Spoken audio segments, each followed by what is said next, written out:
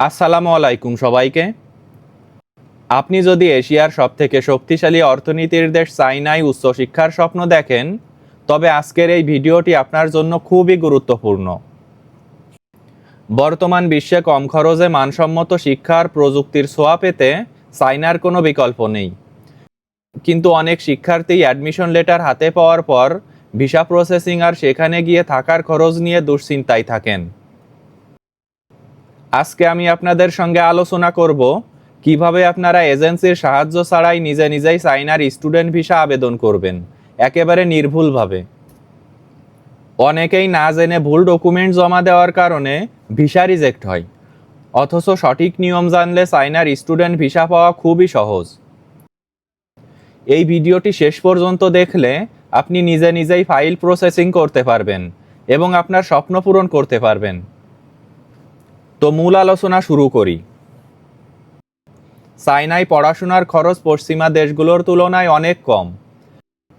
সাধারণত চায়নার একটি পাবলিক ইউনিভার্সিটিতে ব্যাচেলার্স ডিগ্রির জন্য বছরে টিউশন ফি শুরু হয় 2000 থেকে 4500 ইউএস ডলার থেকে। তবে আপনি যদি ইঞ্জিনিয়ারিং অথবা মেডিকেল প্রোগ্রামে পড়তে চান, তবে বছরে খরচ হবে 3500 থেকে 7000 ডলার মতো। চাইনিজ ল্যাঙ্গুয়েজ বা ফাউন্ডেশন কোর্সগুলো সব থেকে সস্তা, যা বছরে মাত্র 1500 থেকে 3000 ডলারের মধ্যেই সম্ভব। মাস্টার্স প্রোগ্রামের জন্য সাধারণত 3000 থেকে 6000 ডলার এবং এমবিএ এর জন্য 5000 থেকে 9000 ডলার বার্ষিক ফি লাগে। তবে বর্তমানে সবথেকে ভালো খবর হলো, চায়না সরকার এবং ইউনিভার্সিটিগুলো এখন রেকর্ড সংখ্যক স্কলারশিপ দিচ্ছে। সিএসসি স্কলারশিপ বা প্রভিন্সিয়াল স্কলারশিপ পেলে আপনার টিউশন ফি একদম জিরো হয়ে যেতে পারে। এছাড়া অনেক ইউনিভার্সিটি পার্শিয়াল স্কলারশিপ দেয়, যেখানে টিউশন ফিতে 50 থেকে 100% পর্যন্ত ছাড় পাওয়া যায়। আবেদনের সময় আপনাকে সাধারণত 400 থেকে 800 আরএমবি অ্যাপ্লিকেশন ফি দিতে হয়, যা ফেরতযোগ্য নয়। চায়নার ইউনিভার্সিটি ডরমিটরি অথবা হোস্টেলে থাকা সবথেকে সাশ্রয়ী। এর জন্য প্রতি মাসে 100 থেকে 350 ডলার খরচ হতে পারে। আপনি যদি বড় শহরগুলোতে যেমন বেইজিং অথবা সাংহাই প্রাইভেট অ্যাপার্টমেন্টে থাকতে চান, তবে ভাড়া প্রতি মাসে 500 থেকে 1000 ডলার পর্যন্ত হতে পারে। বর্তমান আপডেট অনুযায়ী ইউনিভার্সিটির ক্যান্টিনগুলোতে খাবার অনেক সস্তা এবং হালাল খাবার সহজেই পাওয়া যায়। ক্যান্টিনে খেলে প্রতি মাসে 120 থেকে 250 ডলারের মধ্যে আপনার খাবার খরচ হয়ে যাবে। ট্রান্সপোর্টেশনের জন্য বাস অথবা সাবওয়েতে প্রতি মাসে 15 থেকে 40 ডলার খরচ হতে পারে, কারণ স্টুডেন্ট হিসেবে আপনি অনেক বড় ডিসকাউন্ট পাবেন। এছাড়া হেলথ ইন্স্যুরেন্সের জন্য প্রতি বছরে 120 থেকে 150 ডলার খরচ হতে পারে। সব মিলিয়ে প্রতি মাসে আপনার 350 থেকে 600 ডলার খরচ হতে পারে। স্কলারশিপ হোল্ডাররা সাধারণত প্রতি মাসে 2500 থেকে 3500 আরএমবি স্টাইপেন্ড পায়, যা দিয়ে এই লিভিং কস্ট খুব সহজেই কভার করা যায়। বর্তমানে পার্ট টাইম জবের নিয়ম ও বাস্তবতা নিয়ে এখন আপনাদের সঙ্গে আলোচনা করি। বর্তমানে বিদেশি শিক্ষার্থীরা প্রতি সপ্তাহে সর্বোচ্চ 8 ঘন্টা এবং ভ্যাকেশনের সময় প্রতি সপ্তাহে 16 ঘন্টা পর্যন্ত কাজ করার আইনি অনুমতি পায়। তবে এর জন্য শর্ত হলো, আপনাকে অন্তত 1 বছর পড়াশোনা শেষ করতে হবে এবং আপনার ইউনিভার্সিটির লিখিত অনুমতি নিতে হবে। এরপর লোকাল এক্সিট এন্ট্রি ব্যুরো থেকে আপনার রেসিডেন্স পারমিটে কাজের অনুমতি স্ট্যাম্প নিতে হবে। অনুমতি ছাড়া যে কোনো পেইড কাজ করা চায়নায় খুব বড় ধরনের অপরাধ এবং এর জন্য আপনাকে জেল অথবা ডিপোর্টও করা হতে পারে। সাধারণত অন ক্যাম্পাস কাজ, যেমন লাইব্রেরি অ্যাসিস্ট্যান্ট, ল্যাব অ্যাসিস্ট্যান্ট অথবা অ্যাডমিন সাপোর্টে কাজ পাওয়া খুবই সহজ। এছাড়া অফ ক্যাম্পাসে আপনার পড়াশোনার সাথে সম্পর্কিত ইন্টার্নশিপ করা সম্ভব।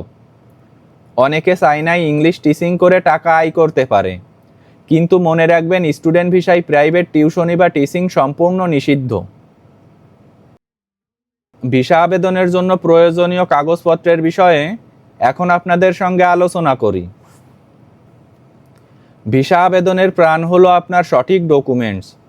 বর্তমান নিয়ম অনুযায়ী আপনার প্রথমেই লাগবে অন্তত 6 মাস মেয়াদি অরিজিনাল পাসপোর্ট এবং 2 কপি রঙিন ছবি, যার সাইজ হতে হবে 33x48 মিলিমিটার।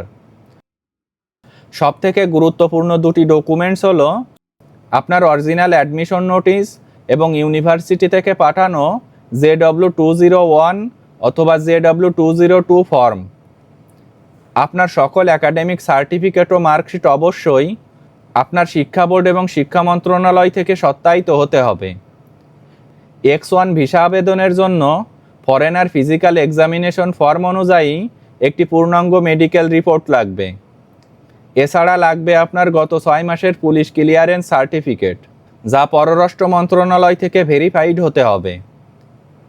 আর্থিক সচ্ছলতা প্রমাণের জন্য স্পন্সরের ব্যাংক স্টেটমেন্টে অন্তত 5 থেকে 10 লক্ষ টাকা দেখানো লাগবে এবং সলভেন্সি সার্টিফিকেট লাগবে। বর্তমানে চায়না এম্বাসি আপনার এনআইডি কার্ডের কপিও জমা দিতে বলে। এই সকল ডকুমেন্টস ইংরেজি বা চাইনিজ ভাষায় হতে হবে এবং প্রতিটি কাগজের এক সেট ফটোকপিও সাথে রাখতে হবে। মনে রাখবেন, আপনার দেওয়া সকল তথ্য যদি পাসপোর্টের সাথে না মিলে তবে সরাসরি ভিসা রিজেক্ট হবে। তাই ডকুমেন্টস রেডি করার সময় অন্তত 3 বার চেক করে নেবেন। ভিসা আবেদনের প্রক্রিয়া নিয়ে এখন আপনাদের সঙ্গে আলোচনা করি। চায়না স্টুডেন্ট ভিসার আবেদন এখন সরাসরি এম্বাসিতে হয় না। আপনাকে ঢাকার বনানীতে অবস্থিত চাইনিজ ভিসা অ্যাপ্লিকেশন সার্ভিস সেন্টারে যেতে হবে। প্রথমে আপনাকে cova.mfa.gov.cn ওয়েবসাইটে গিয়ে অনলাইনে COVA ফর্মটি পূরণ করতে হবে। আপনার এই পূরণকৃত ফর্মটি ডাউনলোড করে প্রিন্ট করতে হবে এবং visa4china.cn থেকে একটি অ্যাপয়েন্টমেন্ট বুক করতে হবে। বর্তমান আপডেট অনুযায়ী X1 ভিসার সরকারি ফি হলো 2400 টাকা এবং VFS সার্ভিস চার্জ হলো 3500 থেকে 4000 টাকার মতো। ভিসা সেন্টারে যাওয়ার সময় সকল অরিজিনাল ডকুমেন্ট সাথে নেবেন। সাধারণত 5 থেকে 7 কর্মদিবসের মধ্যে ভিসার সিদ্ধান্ত চলে আসে। স্টুডেন্ট ভিসা নিয়ে চায়নায় পৌঁছানোর 30 দিনের মধ্যে আপনাকে লোকাল থানায় রিপোর্ট করতে হবে এবং রেসিডেন্স পারমিটের জন্য আবেদন করতে হবে। বন্ধুরা, চায়না স্টুডেন্ট ভিসার এই পূর্ণাঙ্গ গাইডলাইনটি আশা করি আপনাদের ভিসা আবেদনের জন্য খুবই হেল্পফুল হবে। তো আজকের ভিডিওটি এ পর্যন্তই শেষ করছি। আমার ভিডিও যদি ভালো লাগে তাহলে আমার চ্যানেলটি আপনারা সাবস্ক্রাইব করে রাখতে পারেন। ধন্যবাদ সবাইকে।